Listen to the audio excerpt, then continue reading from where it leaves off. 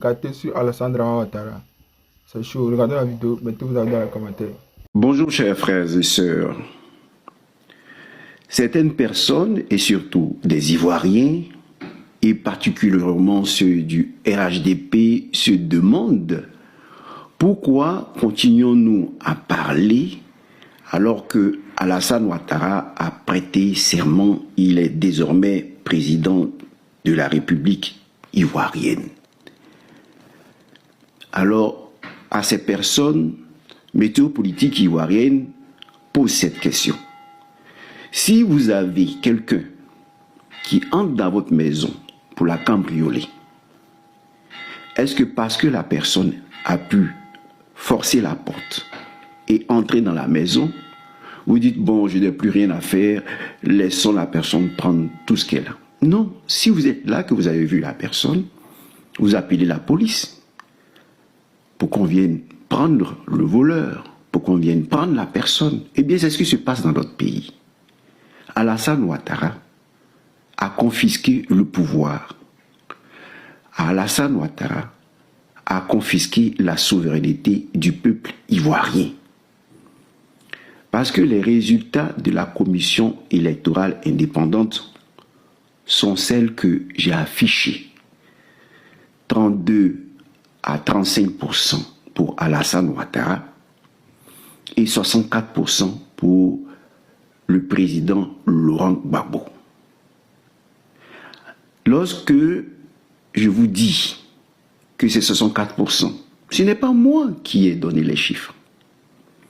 C'est bien la commission électorale indépendante.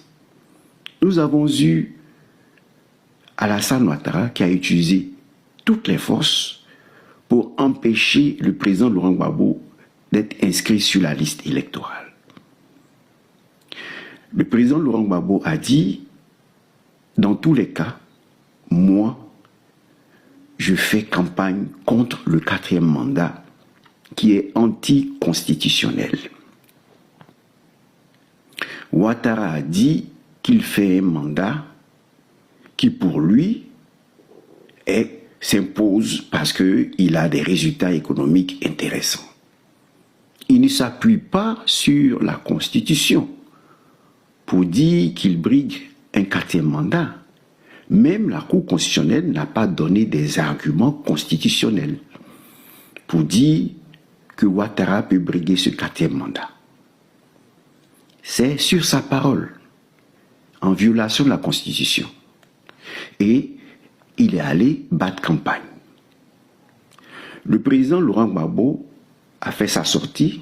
Il a battu aussi campagne en disant « N'allez pas aux législatives. N'acceptez pas le 4e mandat. » Les résultats sont là. 64% des Ivoiriens, en définitive, ne sont pas allés voter. Puisque le taux de participation nous dit que ce sont 32% qui sont allés voter. Donc, si nous tenons compte de ces résultats, les Ivoiriens ont suivi qui? Ont-ils suivi Ouattara? Non, puisqu'ils ont participé à hauteur de 32 à 35%. Est-ce qu'ils ont suivi le président Laurent Gbagbo? Oui. Donc, le vrai vainqueur de ces élections, c'est bien le président Laurent Gbagbo qui a vaincu Ouattara à hauteur de 64%. Donc, sur 100 Ivoiriens, 64 ont dit non au 4e mandat. Mais puisque Alassane Ouattara, avec le soutien de la France, détient les forces, il a confisqué le pouvoir politique et il dit sur les toits que ce sont les Ivoiriens qui l'ont voté. Ce ne sont pas les Ivoiriens qui l'ont voté. Il est entré dans la maison comme quelqu'un qui vient cambrioler une maison. Et nous continuons de dire non. Nous appelons la police internationale, nous appelons la justice internationale et nous appelons le peuple ivoirien à se réveiller pour prendre son destin en main. Parce que la souveraineté du peuple ivoirien, selon la Constitution, ne peut pas être exercée par un parti politique, par un groupe de personnes ou par des hommes d'affaires. Parce que Ouattara est un homme d'affaires. qui est installé de force par la France, par l'Élysée, pour faire main basse sur nos richesses. Donc Ouattara n'est pas le président de la République de Côte d'Ivoire.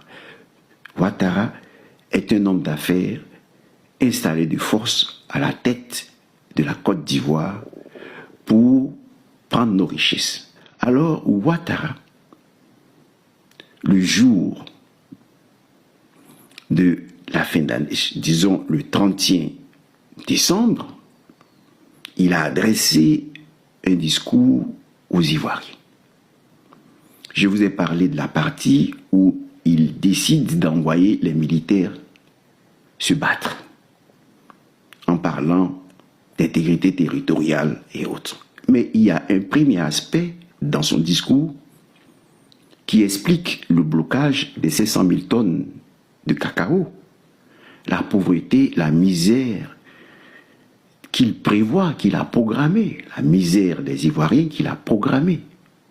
Et alors nous allons écouter son discours pour que vous compreniez que celui qui est venu prendre nos richesses continue de prendre nos richesses.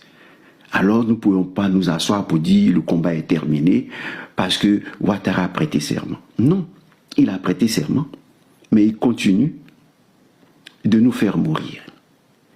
Parce que quand la misère arrive, c'est la mort qui suit. C'est la famine, c'est la mort qui suit. Alors vous allez écouter ce message de fin d'année de Ouattara, qui dit aux planteurs, qui dit aux PME, qui dit aux Ivoiriens que désormais, il y aura un écart entre les pauvres et les riches. Quand il parle de la gestion transparente des affaires du pays, eh bien, il introduit ce discours. Ouattara est là avec ses amis et voit qu'à Bouaké, il y a telle clinique qui marche bien. Il y a telle société, tel architecte qui se fait de l'argent. De quelle origine est-il? Il est ivoirien. Il vient au RHDP où on l'éteint. Voilà comment la Côte d'Ivoire sera gérée désormais. Vous allez me dire pourquoi je le dis. Je le dis parce que nous avons des Ivoiriens à l'étranger, la diaspora, qui ont voulu faire entrer des médias en Côte d'Ivoire pour se lancer dans l'immobilier et autres. Et qu'est-ce que Ouattara a fait? Eh bien, cet argent, avec son groupe, cet argent, leurs milliards ont disparu dans le circuit bancaire.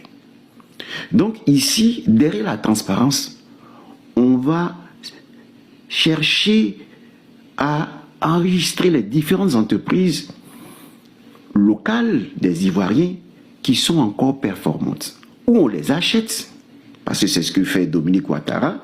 On envoie des banques et autres, dit on veut entrer dans votre entreprise.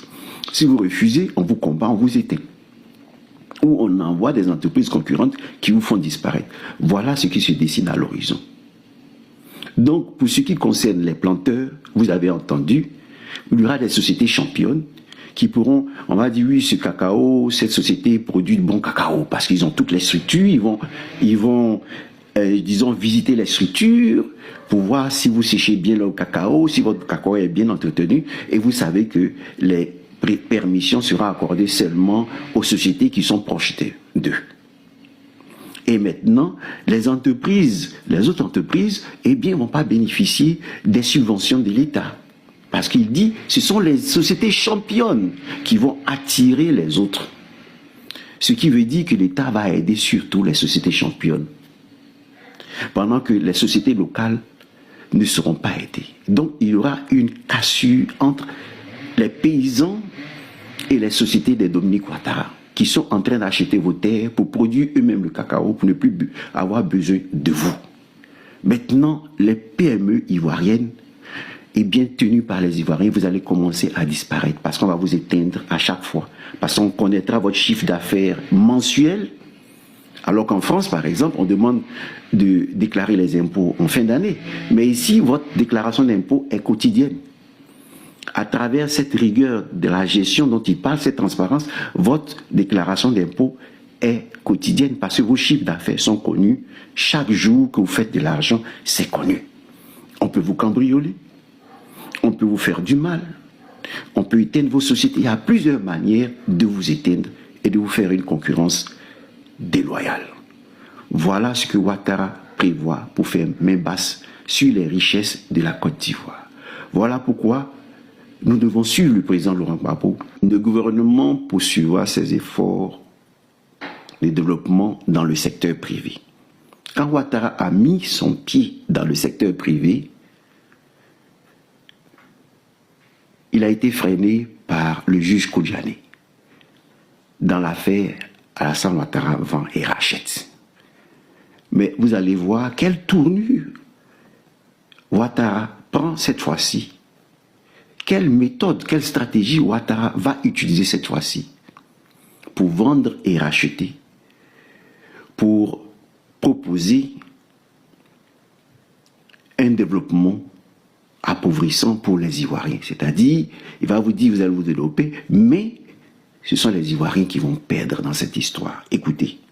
On s'appuiera sur une promotion renforcée du contenu local, en particulier dans le cadre du programme dédié aux villes secondaires. Ceci permettra de stimuler l'entrepreneuriat national pour mieux intégrer nos entreprises portées par des champions nationaux dans les chaînes de valeur régionales. Les entreprises seront portées par des champions nationaux.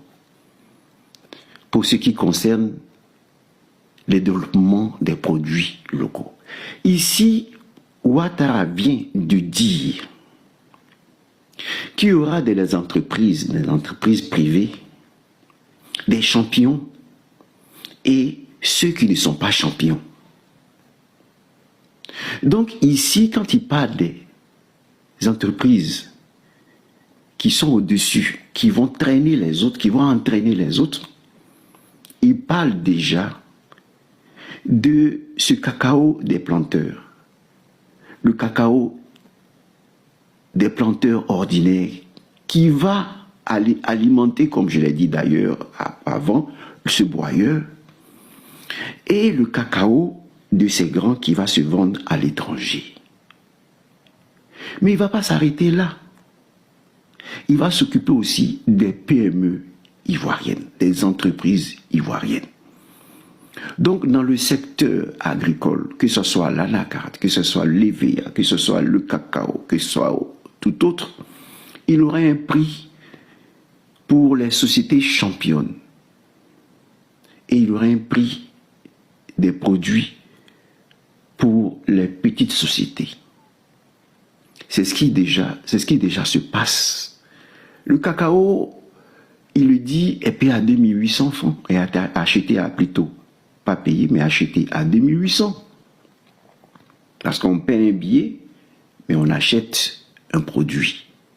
Alors le cacao est acheté à 2800. Mais ce prix ne concerne pas les planteurs ordinaires.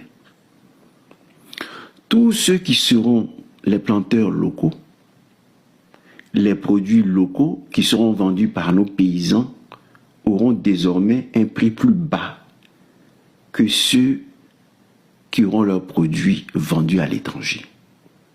Et c'est ce que j'ai dit d'ailleurs, Dominique Ouattara, Billon et autres vont vendre leurs produits à l'étranger pendant que les produits des paysans seront achetés à un prix plus bas en Côte d'Ivoire, que ce soit l'anacarde dans tous les domaines.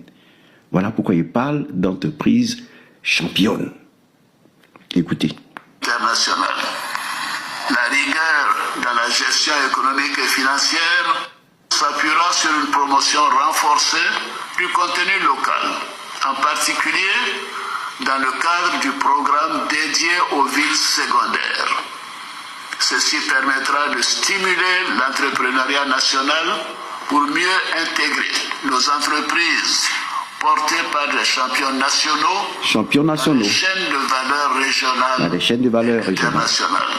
Suivez. La rigueur dans la gestion économique et financière de l'État restera une priorité absolue. Nous continuerons d'optimiser les procédures de gestion des finances publiques, d'améliorer le suivi des paiements, de renforcer la mobilisation des recettes et de poursuivre les efforts. Alors, qu'est-ce qui se passe au niveau des entreprises quand il parle de l'amélioration de la rigueur, de la gestion, de la transparence? Transparence, oui, mais vous allez voir ce qui se cache derrière la transparence. Alors là, je m'adresse aux entreprises. On vous a demandé des factures normalisées dans le temps. Aujourd'hui, on vous demande des factures normalisées électroniques. Qu'est-ce que cela veut dire? Cela veut dire, par exemple, que quelqu'un travaille avec une assurance, soit un médecin qui travaillerait avec une assurance. Le médecin dit voilà ce que le patient qui est assuré doit payer. Ok. Il envoie cela à l'assureur. L'assureur, qu'est-ce qu'il fait? L'assureur regarde et constate si les travaux ont été faits. Par exemple, si le malade a été suivi par le médecin et évalue si ce qu'il demande à l'assurance de payer est correct. Une fois que cela est validé, le médecin va introduire cette facture sur le site des impôts et va tirer la facture normalisée électronique avant d'être payé par l'assureur. Vous comprenez? Si la facture n'est pas déposée, la facture normalisée électronique n'est pas déposée chez l'assureur, l'assureur ne vous paie pas votre argent. Eh bien, cela va se faire dans tous les domaines. Si vous avez fait des travaux en tant qu'architecte, avant de vous payer, on va dire d'aller déposer cette facture que vous avez reçue sur le site des impôts. Lorsque vous allez déposer sur le site des impôts, vous allez tirer votre facture normalisée électronique que vous allez remettre à celui au trésor public par exemple, et c'est au vu de cette facture normalisée électronique que vous serez payé. Transparence, il n'y a rien à dire.